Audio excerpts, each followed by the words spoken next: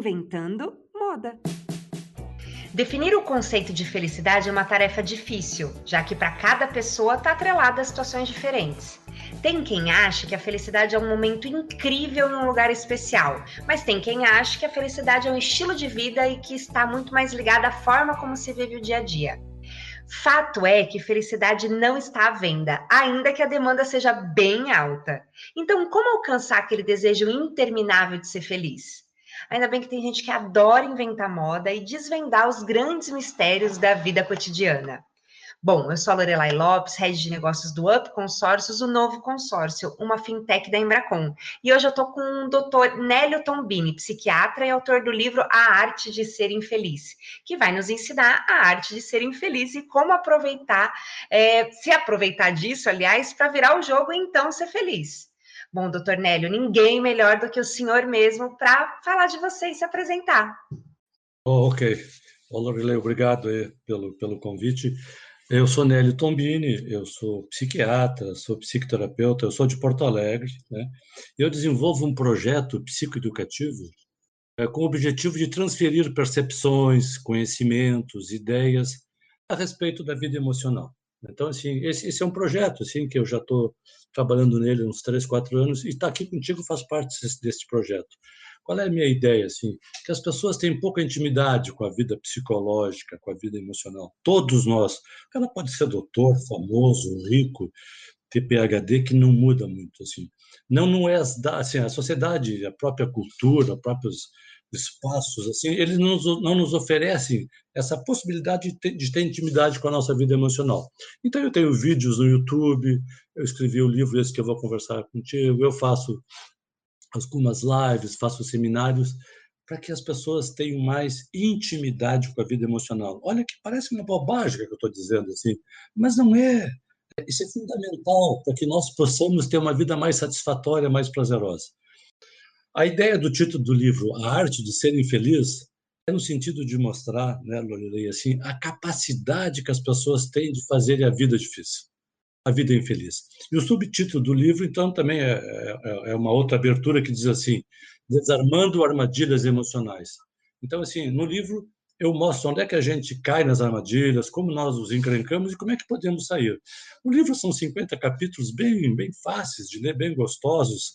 A pessoa pode ler um capítulo, ler o outro, pular, voltar, que sempre falam de aspectos do cotidiano com a lupa, com a lente sobre os aspectos psicológicos que estão envolvidos naquilo tudo. Então, essa é a minha ideia, assim, porque as pessoas falam muito em felicidade, mas se tu não tiver uma razoável saúde mental, tu não vai ter felicidade. Isso não existe, essa possibilidade. E quando eu falo de saúde mental, eu não estou falando de doença mental. Eu, no livro, não falo de doença mental. Eu falo das complicações que todos nós nos metemos na vida. Eu também me meto em algumas complicações. Qual é a minha diferença para o público leigo? Eu me aborreço menos, eu saio mais fácil. Eu vou dar um exemplo para vocês aqui. Vamos começar por um exemplozinho. Eu tenho uma irmã minha que me ligou a semana passada dizendo o seguinte: olha, eu queria que tu me desse um livro de presente para uma moça que faz fisioterapia comigo. Minha irmã tem dinheiro, não precisa que eu dê um livro de presente. E eu pensei, mas por que a minha irmã quer que eu dê um livro de presente para uma pessoa que eu nem conheço? Daí eu respondi para ela: tu quer que eu dê um livro de presente para a tua fisioterapeuta que eu nem a conheço? Eu fiz essa pergunta para ela. Porque se eu não falo isso, Lorelei, eu vou me aborrecer com a minha irmã. Por que eu tenho que dar um livro de presente? Se ela não tivesse dinheiro, é evidente que não é pelo dinheiro, mas pela atitude. Quando ela me disse aquilo, eu não gostei. Então, rapidamente, eu fiz um contraponto dentro de mim e devolvi para ela. Porque eu não quero me aborrecer com a minha irmã, eu não quero nem me aborrecer comigo. Então, sim, são coisas do cotidiano. Isso é assim com todos nós. A minha irmã pode se atrapalhar, vamos dizer, né? Quando ela me vê com essa conversa que eu dei um livro de presente. Cabe a mim e no meu curso. Então, essa é a ideia do livro, de bater um papo contigo assim. A pergunta que não quer calar é agora: o senhor deu o livro ou não? Não, eu disse para ela assim, não. Aí ela me disse, não dei, cobrei metade do valor de mercado. Eu disse para ela assim, olha, eu vou te fazer um desconto. Mas tu está me entendendo, assim, não é o valor, é a postura. Eu não podia aceitar que ela fizesse aquela colocação. Se ela não tivesse dinheiro, eu daria 10 livros, 20 livros. Mas a minha irmã gosta, assim, de segurar muito o dinheiro dela. Ou às vezes essa coisa do, né, olha, meu irmão te deu, né, enfim, aquela supervalorização, né. Mas, doutor Nélio, eu gostei muito da abordagem do livro, porque realmente a gente tem muitas receitas à venda, né. Eu falei na introdução que a felicidade não está à venda, mas às vezes parece que está realmente, porque tem muita receita da felicidade. E o jeito que o senhor coloca no livro, até me esclareça se eu estou certa na minha colocação, mas assim, todos nós temos tendência a ser infeliz. Cabe a nós, então, né, driblar essa tendência e buscar a tão sonhada felicidade. Aliás, Freud já explicava isso, já explicava? É isso aí, né? A sua percepção, ela é bem apurada, assim, ela é bem interessante.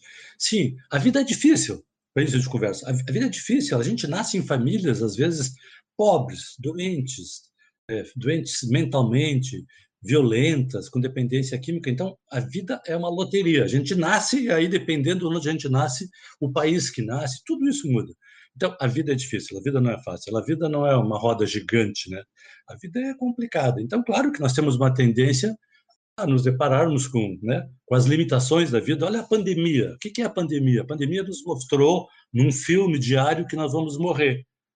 Todos nós vamos morrer, mas a pandemia está dizendo, olha, tu pode morrer daqui uma semana, daqui 15 dias. A morte está rondando a tua casa.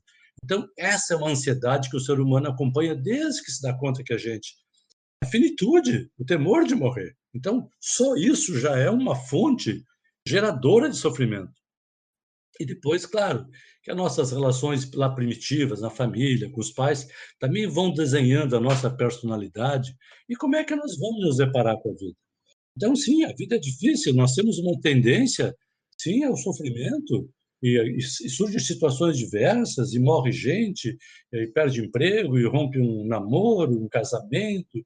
Então, a vida é difícil, né? Governantes que às vezes nos tratam mal, né? A gente tem uma fantasia que os governantes vão nos tratar bem, às vezes não cuidam bem da gente, pode ser o prefeito, pode ser o governador, pode ser o presidente. Então, a vida é difícil. E nós temos uma tendência, né, a terceirizar o nosso sofrimento para os outros. Aí fica muito mais difícil. Claro que assim tem coisas que eu não posso mudar, né? Uma política pública, eu não vou poder mudar, uma decisão, né, do tribunal, eu não vou poder mudar lá no Supremo Tribunal Federal que eu posso me sentir prejudicado. Mas a maioria das coisas depende de nós. Então nós temos que olhar para isso, não terceirizar. E outra coisa que existe, falasse em Freud, a gente chamava de neurose. Hoje não se fala muito. O que é neurose? A gente ficar olhando para trás na vida, se queixando do que passou. A neurose é isso, é a gente dirigir olhando para trás, em vez de olhar para frente. Então, a gente sempre tem pontos no passado que nos aborrecem. Acho que é a questão de criar justificativas, não é? Ou de terceirizar a responsabilidade, talvez seja isso, a neurose. Essa coisa do, olha, isso aqui eu não posso fazer porque aconteceu uma coisa lá atrás, é por isso que eu não sou capaz de, enfim, né, de seguir adiante, e aí cria os traumas e todos... São os fantasmas, né, que nos perseguem que talvez nem existam, não é verdade? Sim, os fantasmas, o nome está dizendo, eles não existem, mas na nossa mente eles existem. Olha o problema. O pessoal que está nos escutando, os fantasmas não existem na realidade externa, mas na nossa mente eles existem e eles são terríveis conosco. Então nós temos que tirar esses fantasmas, entender esses fantasmas. Isso é importante. Eu perdi meu pai quando eu tinha 13 anos de idade. Meu pai faleceu, ele tinha 47 anos. E eu tinha projetos de vida, viu, Lorilei, com meu pai. Meu pai trabalhava, era um industrial, trabalhava com madeiras. Naquela época se derrubava madeiras, pinheiros, isso há 60 anos atrás. Meu pai morreu e eu me lembro que eu fiquei deprimido uns 5, 6 anos. E até fui fazer medicina por isso, foi uma das razões, acho, para preencher esse vazio e ajudar as pessoas. Então, aquilo foi um trauma na minha vida. E se eu não tivesse resolvido aquilo bem, eu, quem sabe, teria bebido pela vida fora, dizendo como a vida foi difícil para mim, perdi meu pai com 13 anos, olha que dificuldade, né? Então, assim, cada um vai ter que arranjar a sua vida. Mas eu falo de coisas banais no livro, assim, e o livro, assim, é uma possibilidade da pessoa ler e entender aquilo. Se você sair hoje ali em São Paulo, com uma livraria, querer comprar um livro que explique como é que as pessoas se atrapalham do ponto de vista psicológico, emocional. Os livros são muito teóricos. Você vai ler aquilo, não vai entender nada, não vai servir para nada.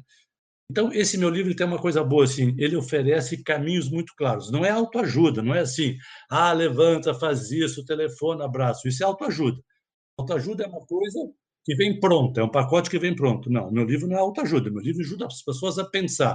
O que diferencia uma pessoa da outra na vida? Não é o dinheiro, é o pensar. Tem pessoas que não têm capacidade de pensar. Elas não conseguem elaborar o que elas enxergam. Elas se atrapalham. E não pensando, elas não conseguem falar claramente. Nós temos, o que é o nosso grande poder na vida? É o pensamento e a palavra. O resto a gente usa como artifícios externos, ter dinheiro, ter poder, ser bonito, ter casa, viajar, tudo isso é bom, mas isso não conforta a nossa alma. Se nós não tivermos dentro de nós condições bem clarinhas de quem nós somos, a gente não adianta ter dinheiro, não adianta ser poderoso. Doutor Nélio, eu vou corroborar com aquilo que o senhor disse, em relação a se autoajuda ou não, né? O que eu percebi do livro são insights, mas de todos esses insights, eu acho que são mais explicações, não é verdade? Olha, isso acontece por causa disso. E em todos os trechos eu consegui tirar algum proveito, porque eu me vi em alguma daquelas situações. Então, em todas as situações que o senhor coloca, você consegue enxergar, poxa, isso aqui está acontecendo mesmo, ou você tem lembrança, por exemplo, o senhor fala como o senhor chama a questão da violência verbal? O senhor até fala que é diferente de bullying. O abuso verbal. O abuso verbal, isso mesmo. Então, o abuso verbal, olha, e quando acontece, de que forma acontece, muitas vezes a gente não consegue nem. A gente não identifica isso, né? Ah, não tem problema, é jeito. Fulano é grosso mesmo, não é assim? É grosso mesmo, mas é uma boa pessoa. Mas não, aquilo tem efeito. As crianças fala em relação a ou pais controladores ou crianças controladoras. Então, quer dizer, a gente consegue enxergar isso no cotidiano. Eu acho que o interessante do livro é você observar que tem algo acontecendo ali, porque os seus exemplos, né, trazem, olha, quando acontece isso, o motivo é esse. Então, eu acredito que é aí que ele se diferencia de um livro de autoajuda, onde você tem um passo a passo. 10 formas de encontrar a felicidade. Você tem que fazer isso, você tem que fazer isso. Não, então, realmente o senhor coloca muito bem. É um jeito de lidar com as situações, né? Como lidar com as situações, até primeiro identificando as situações, porque a gente não vai lidar com nada se a gente não entender que ali tem um problema, né? Tem um capítulo que diz assim, cuidado ao abrir a boca, é esse que está te referindo, assim, que nós somos muito descuidados. Nós, assim, nós dizemos coisas para as pessoas que são umas barbaridades. E quando as pessoas se queixam, nós somos espertos. O que a gente... A nossa esperteza, que é uma esperteza safada. Ah, foi uma brincadeira. Mas como brincadeira? Se eu disser para alguém, ah, mas tu tá gordo. Se eu disser para alguém o seguinte, ah, mas tu tá magro, parece que tá com AIDS. Escuta, se eu disser para alguém assim, ah, mas tu tá barrigudo, o que é isso, sabe assim? Mas como é que me autoriza a dizer isso para uma pessoa que não está pedindo minha opinião? Isso é grave. Agora, sim, é importante que as pessoas que estão nos escutando que denunciem isso. Não é denunciar na polícia, é denunciar para a pessoa e dizer assim, olha aqui, eu quero te dizer uma coisa. Não precisa ser na hora, porque às vezes na hora a gente fica impactado, né, Lorelei, a gente não consegue dizer, não importa. Preste atenção, pode ser um dia depois, uma semana depois, se encontrou lá com o doutor Nélio e diz assim, olha, Nélio, tu dissesse para mim um negócio semana passada que eu não gostei, eu queria dizer isso para ti. Quero dizer que eu não gostei, tu fosse inadequado comigo. Dizer para a pessoa, isso é fantástico, a pessoa vai ficar olhando. Se a pessoa vier com essa conversa, ah, não, foi uma brincadeira, dizer, olha aqui, só um pouquinho. Agora eu vou ficar chateado duplamente. Tu me chateou lá e está me chateando de novo, dizendo que foi uma brincadeira. Me escuta, me ouve. Eu não gosto que tu me trate assim. Eu não gosto que na frente dos outros tu fica tirando com a minha cara. Tem que dizer para as pessoas isso, porque senão a gente vai começar a ficar com raiva da pessoa, vai começar a maltratar a pessoa e vai se afastar da pessoa. Então, isso é para tudo. Falem, pensem. Se vocês estão nervosos, segure a bola, segure a onda. Tem tempo, pode falar um dia depois, uma semana depois. Fale com o chefe, fale com o marido, com o namorado, com a mãe, com o pai. Falem, porque senão as pessoas vão ter uma tendência a pisar em cima de nós. E nós vamos ficar mal. Eu acho que tem algo ainda mais grave, né? Que não é nem a questão do foi uma brincadeira, é a questão do hoje as pessoas têm orgulho e muitas vezes até valorizam essa coisa de ser o sincero demais. Ah, mas eu sou sincero, eu falo mesmo. A gente vê isso até em reality show, né? Aquele que é mais grosso, que fala as coisas na lata, as pessoas valorizam isso. Ah, mas fulano não é falso, é sincero. Mas não é falsidade não dizer quando não te perguntam, né? Isso aí. Isso aí. Ninguém te perguntou, você guarda para si mesmo, não é um tipo de falsidade, pelo contrário, é de educação, né? É bom tom você não falar.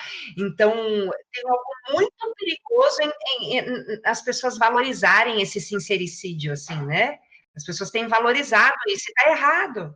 Assim, as pessoas são muito invasivas, sabe? As pessoas invadem a vida da gente, certo? Invadem. E é isso que nós temos que ficar atento.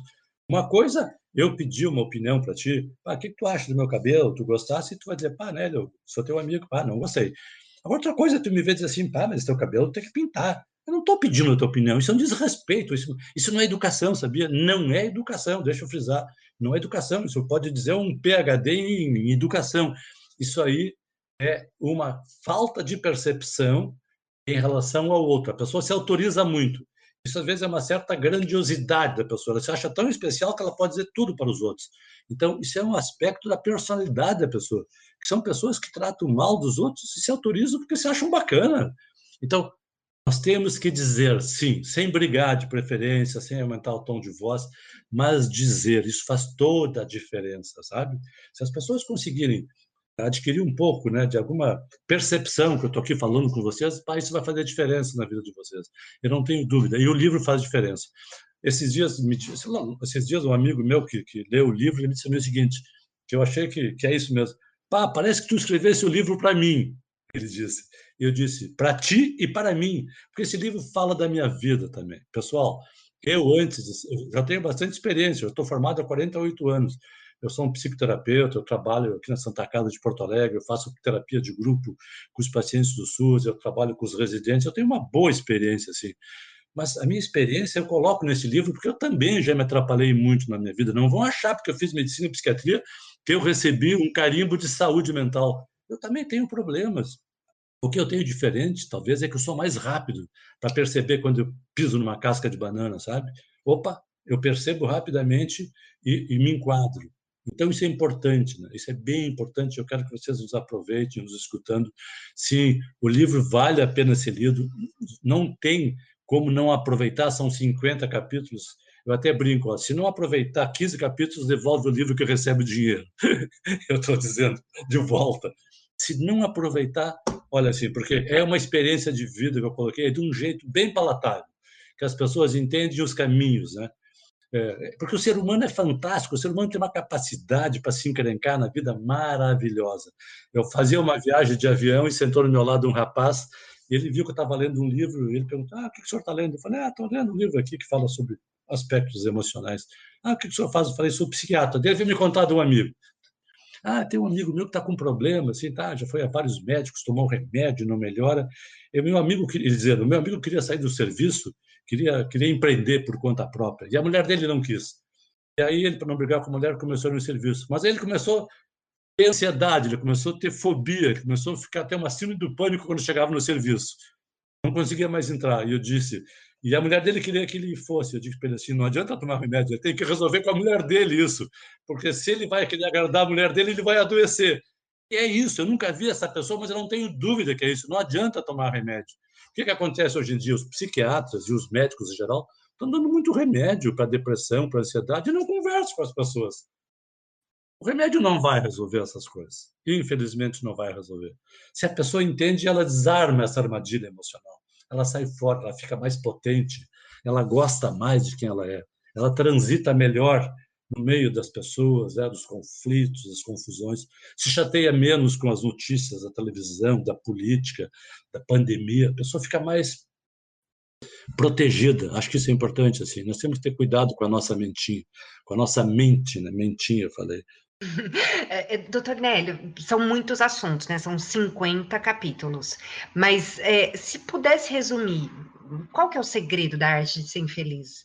Não, eu acho que no lugar assim, a pessoa não tem percepção. Eu acho que isso é importante. Eu também faço às vezes atividades com líderes de empresas, assim, eles querem né, assim, fazer com que o seu grupo desempenhe bem. Digo o seguinte, olha aqui, a primeira coisa, tu tem que prestar atenção nas pessoas. Presta atenção nas pessoas. Presta atenção no que as pessoas estão te falando. Porque nós temos uma tendência a querer falar muito. A gente não quer ouvir, nós queremos falar. Então a gente interrompe o outro pelo meio da conversa. Em primeiro lugar, presta atenção. Segundo lugar, identifica o que é aquela conversa, né? Repercute dentro de ti. Se ela te deixa satisfeito, irritado, né, aborrecido, Perceba, né? Perceba como é que aquela pessoa se coloca, assim. Então, vai lidando com isso, assim. Vai elaborando na sua mente tudo isso. E aí faz uma devolução, diz para a pessoa, olha aqui, eu estou te ouvindo, né? Acho que essas coisas que tu está me dizendo não faz muito sentido, eu quero te dizer.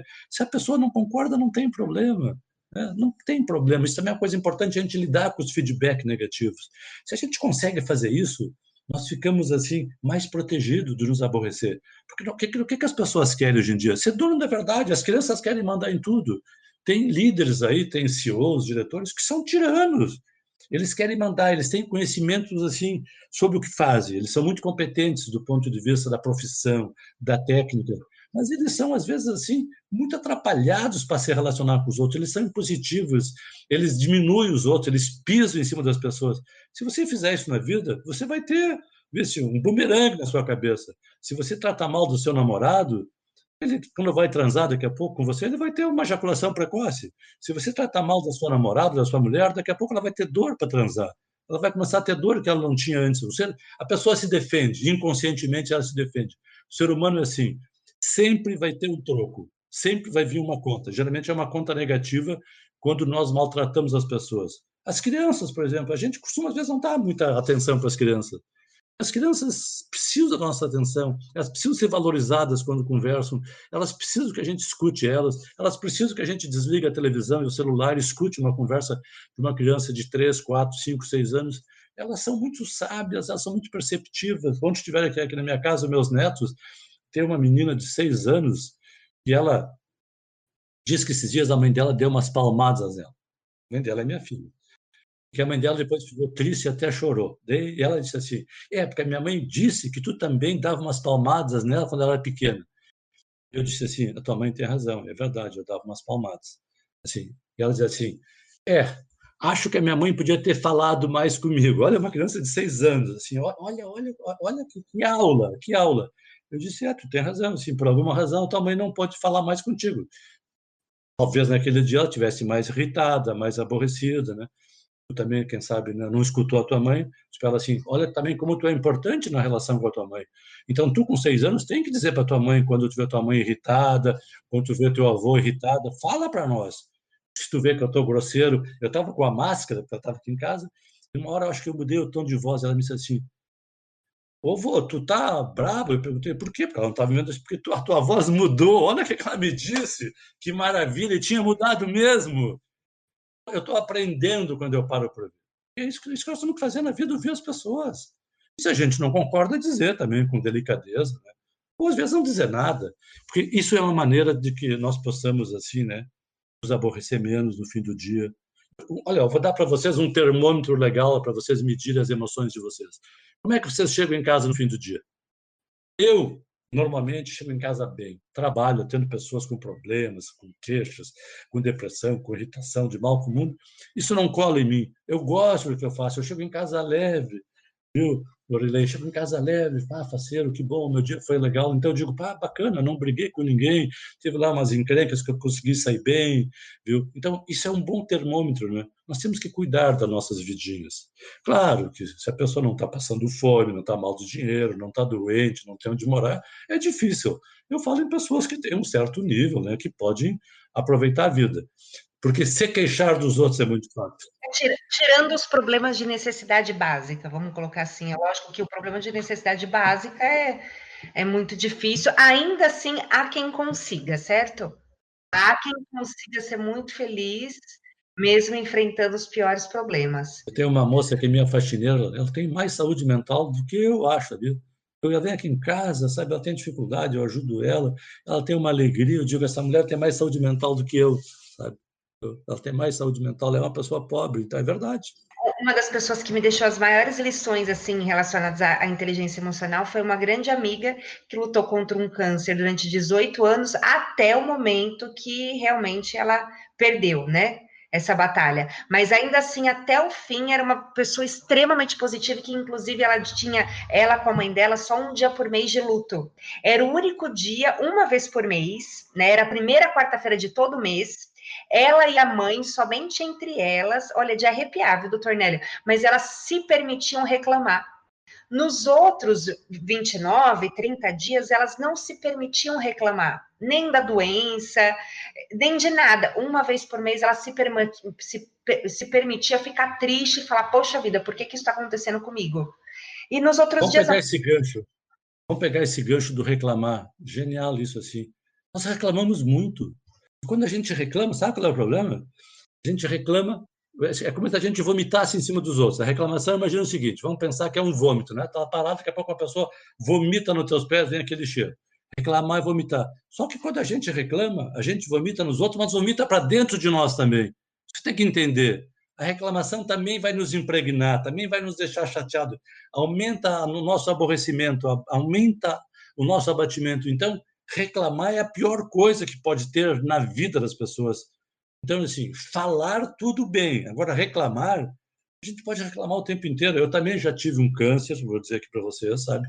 Me tratei, também tive consequências. Eu estou cuidando da minha vida, viu? Assim, eu sempre digo assim, a vida não me deve nada, viu? Isso é outra coisa importante. A vida não me deve nada. Eu, todos os dias, procuro fazer a minha vida ser a melhor possível. Às vezes não consigo, às vezes consigo, certo? Às vezes me atrapalho, às vezes não me atrapalho, mas eu luto para fazer a minha vida boa. E nós estamos aqui conversando com vocês estão nos ouvindo para que vocês pensem sobre isso. Agora, com essa história da pandemia, eu tenho feito praticamente atendimentos online. Então, faço psicoterapia com as pessoas online, né? Então, tenho gente dos Estados Unidos, brasileiros, gente da China. Digo assim, como é fácil, né? Você sentar com alguém e uma pessoa te trazer uma história e tu pegar aquela história e transformar numa história mais interessante. Porque as histórias das pessoas geralmente são histórias sem saídas. Tudo tem saída. Nós é que temos que ter cuidado para não fazer as coisas mais sofridas, mais difíceis. Se nós estamos muito, né, aborrecidos com os outros, isso é um mau sinal. Que nós estamos debitando muito fora de nós o nosso sofrimento. Sim, tem pessoas que não prestam, teve pessoas que nos traíram, pessoas que nos trataram mal, pais que não foram legais, nós tivemos câncer, mas a vida é assim. A vida não é um mar de rosas. Então, assim, essa é a ideia do nosso papo, do livro Arte de Ser Infeliz. Não faça a vida pior, porque para alguns a vida já é difícil. Vamos tentar. Não sofra se seu time de futebol perdeu. Sofra 10 minutos, 10. Discussões de casais, eu sempre digo, pá, não fica brigando. Discussão de casal, uma DR, tem que durar 5 minutos, não pode ser mais do que isso. Isso achei o máximo que você escreveu. Amei. Passou de 5 minutos, já não tem o menor sentido, né? Vai repetir tudo, vai ser uma chatice. Então, assim, eu acho muito interessante quando a gente tem mais intimidade com a vida emocional, com o nosso psicológico. A gente não aprende na faculdade isso, pessoal. Não aprende. Pode fazer PhD, pode falar 5 línguas, não aprende. Então, a ideia de vocês me convidarem aqui, a ideia do livro, isso vale a pena vocês lerem o livro, vocês vão aproveitar. Eu acho que não tem nada parecido assim com essa clareza. Eu estou aqui me exibindo, mas é um exibimento assim realista, tá? Porque esse livro já vendeu bastante. Agora nós estamos colocando ele fora do Rio Grande do Sul para Rio, São Paulo. A pandemia também atrapalhou um pouco essa investida. Ele não é um livro de filosofia, ele não fala de filosofia, ele fala sobre vida e soluções para os aspectos emocionais que nós vamos ficando enredados, né? É como se fosse uma teia de aranha. Imagina que nós fôssemos umas aranhazinhas, daqui a pouco a gente se atrapalhasse e começássemos a fazer uma teia que enrolasse o nosso próprio corpo. É mais ou menos assim que muitos fazem com a vida. Em vez de fazer a teiazinha para pegar as moscas, faz uma teiazinha para deixar a própria pessoa presa na sua própria teia. Então, a ideia do livro é assim, desenredar essas teias de aranhas que cada um, às vezes, constrói com muita competência. Hoje se fala muito, né, que a depressão está muito em alta, e é verdade, a depressão, segundo a Organização Mundial da Saúde, agora em 2022 seria a doença de maior incidência na população aqui ocidental, pelo menos. Sabe o que é isso, pessoal? Só perde para doenças cardiovasculares. Sabe o que é isso? A doença mais séria, doenças cardiovasculares. A segunda, a depressão. Mas o que é isso? Mas por que isso? O nosso cérebro resolveu nos sacanear? Vamos sacanear a cabeça da humanidade? Não, não é assim. Não é a química cerebral. É que nós estamos, assim, hoje em dia, nos relacionando de uma maneira muito pobre. As pessoas são muito distantes, as pessoas não têm muito o que conversar uma com as outras, as pessoas não sentam, as pessoas não se escutam. Então, sim, nós estamos ficando mais deprimidos porque estamos dando pouca atenção para nós mesmos, né? Doutor, isso é uma. Eu estou totalmente fora de roteiro aqui, mas eu já li sobre isso, sobre a questão, inclusive, de tornar a doença mais recorrente, né, à frente de doenças cardiovasculares, mas o senhor está me dizendo, é o distanciamento e tudo mais. Eu me pergunto, será que também não é a questão da frustração? Porque ou já existia, mas não havia diagnóstico, as pessoas já eram depressivas, mas não existia o diagnóstico de depressão, ou realmente hoje as pessoas estão mais depressivas, e aí se estão, quais os motivos, e se esse é um motivo, as pessoas estão mais frustradas porque elas enxergam mais possibilidades. Eu imagino assim, antes, de repente, aquela pessoa que mora naquele bairro, naquela cidadezinha de interior, enfim, ele tinha ali a vida dele, e se tornar, de repente, um padeiro era o suficiente, era o sonho, seria o suficiente para ele ser muito feliz, se tornar um padeiro, ter a família dele, e hoje isso talvez não seja mais o suficiente para ele, porque ele está vendo o mundo, e aí ele enxerga que ele queria outra coisa, e as pessoas não estão mais satisfeitas com o que elas têm. Aí fica a pergunta, 3 em 1. Não, tá bem. Não, assim não. Não tinha mais depressão no passado, não. As depressões sempre foram relativamente fáceis de fazer o diagnóstico. O que não se fazia era o diagnóstico, não se fazia o diagnóstico e também tinha um pouco de tratamento. Não, as pessoas acho que estão mais depressivas hoje, porque as pessoas elas são um pouco perdidas, elas não sabem bem o que querem, né? É uma busca assim em lugar nenhum. Então as pessoas ficam atordoadas, existe uma exigência, vamos dizer assim, das mídias, assim, quem tu tem que ser, como é que tu tem que te apresentar, como é que tu, né? Como é que tu deve ser, tu deve seguir uma pessoa X. Então é uma certa perda de identidade. A pessoa não sabe quem ela não se constrói. E a família às vezes não ajuda a fazer isso. Então, sim, isso faz com que as pessoas fiquem mais depressivas, porque as pessoas elas não sabem onde é que vão investir, elas se preocupam muito com os outros, com a opinião dos outros, com o olhar dos outros, elas não se constroem internamente. Então, sim, fica muito complicado e por isso fico mais depressivo. Mas é uma depressão que o remédio não vai resolver, isso é importante, porque não é uma depressão da química cerebral, é uma depressão do contexto que se vive. Remédio não resolve isso, não vai resolver. Então, isso também é grave, assim. Isso só vai ser resolvido se a pessoa entender. Nós estamos fazendo aqui uma psicoterapia, né, através aí do podcast, para as pessoas entendam um pouco mais disso. Então as pessoas assim, as pessoas não querem mais saber do outro, não querem conquistar o outro, não querem conhecer o outro. As pessoas se encontram hoje em dia, o que é que elas querem? Elas querem basicamente um prazer imediato. Qual é o prazer imediato quando um casal se encontra?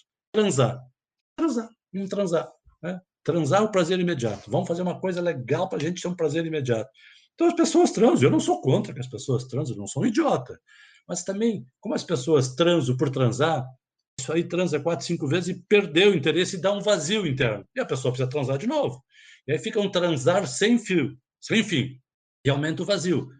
É parecido, até no meu livro tem um capítulo que diz, é parecido com o bebê, é parecido com usar droga. A pessoa bebe, usa drogas, sente uma sensação que se preencheu. Passou o efeito, vazio. E esses vazios deprimem as pessoas. O álcool deprime a pessoa, a droga deprime a pessoa. Essa troca de companheiros deprime as pessoas, porque as pessoas elas não conseguem assim, se vincular. Acho que esse é o ponto, vínculo. Hoje em dia não tem vínculo, as pessoas estão vinculadas ao seu iPhone, vinculadas no seu iPad, vinculadas nas mídias sociais. As pessoas não têm vínculo, as pessoas não param, as pessoas não conversam. Esse nível de exigência do momento, esse nível de exigência do companheiro, é bom se for assim, se tiver isso, se for desse jeito. E acaba sendo uma. Aliás, o senhor fala sobre isso também, né? O que é um companheiro ideal? Eu lembro que o senhor chegou num trecho onde o senhor disse que, se alguém que quiser cuidar de você, naquele momento me criou uma expectativa, eu falei, acho que é isso. Aí o senhor, então fuja. Eu falei, pronto, então não sei qual é a solução. Mas realmente acaba criando dependência. Ou seja, essa expectativa, essa coisa do querer algo muito bom, nunca está satisfeito com nada, né?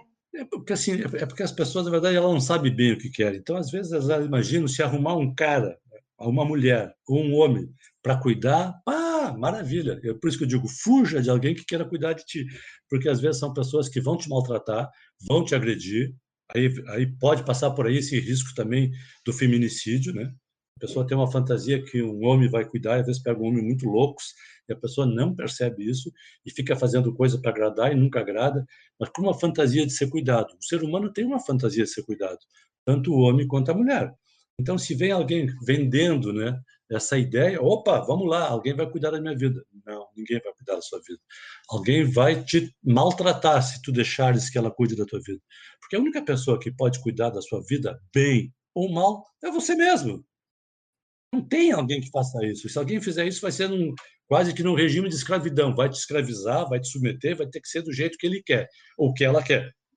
Não pode jogar futebol com os amigos, não pode pintar as unhas de vermelho, não pode usar uma saia curta, não pode falar com aquela amiga, não pode nada. É escravidão.